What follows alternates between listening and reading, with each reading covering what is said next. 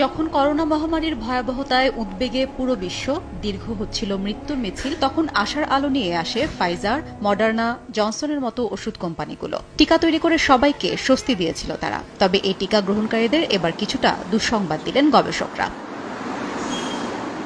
গবেষণা অনুযায়ী হৃৎপিণ্ড, মস্তিষ্ক ও রক্তে নানা ধরনের জটিলতা বাড়ায় করোনার এই টিকাগুলো। এ টিকার পার্শ্ব প্রতিক্রিয়া হিসেবে এ পর্যন্ত ১৩ ধরনের শারীরিক জটিলতার রেকর্ড করেছেন গবেষকরা। ডব্লিউএইচওর গবেষণা অংশীদার নিউজিল্যান্ড ভিত্তিক সংস্থা জিভিডিভি জানিয়েছে এ তথ্য।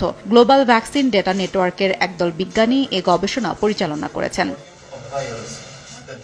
গত সপ্তাহে গবেষণা প্রবন্ধটি প্রকাশ করে আন্তর্জাতিক বিজ্ঞান সাময়িকী ভ্যাকসিন। বিশ্বের ১৩টি দেশের ৯ কোটি ৯০ লাখ মানুষের তথ্য সংগ্রহ ও বিশ্লেষণ করা হয়েছে গবেষণার কাজের অংশ হিসেবে। এদের মধ্যে যারা এমআরএনএ টিকা ফাইজার, বায়োএনটেক কিংবা মডার্না টিকার দ্বিতীয় ও তৃতীয় ডোজ নিয়েছেন, তাদের একাংশ মায়োকার্ডিটি নামে হৃৎপিণ্ডের সমস্যায় আক্রান্ত হয়েছেন। হার্টের মাংসপেশির সার্বক্ষণিক প্রদাহে ভোগেন মায়োকার্ডিটিতে আক্রান্তরা।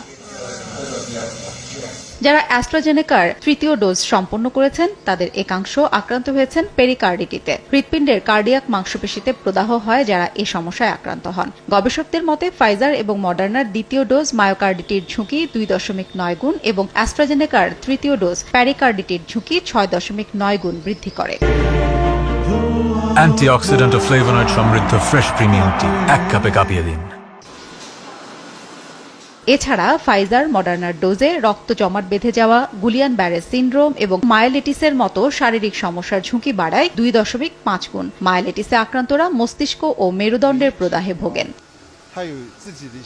তবে টিকা নেওয়া বেশিরভাগ মানুষই যে এমন সব জটিলতায় ভুগছেন তা নয়। তবে গবেষকরা এ বার্তা দিতে চেয়েছেন যে পার্শ্ব প্রতিক্রিয়ায় ভোগা মানুষের সংখ্যা কম হলেও তারা গুরুত্বপূর্ণ। এসব সমস্যার টিকা প্রস্তুতকারী কোম্পানিগুলোকে করোনা টিকা আরও নিরাপদ হওয়া প্রয়োজন বলে বার্তা দেয়।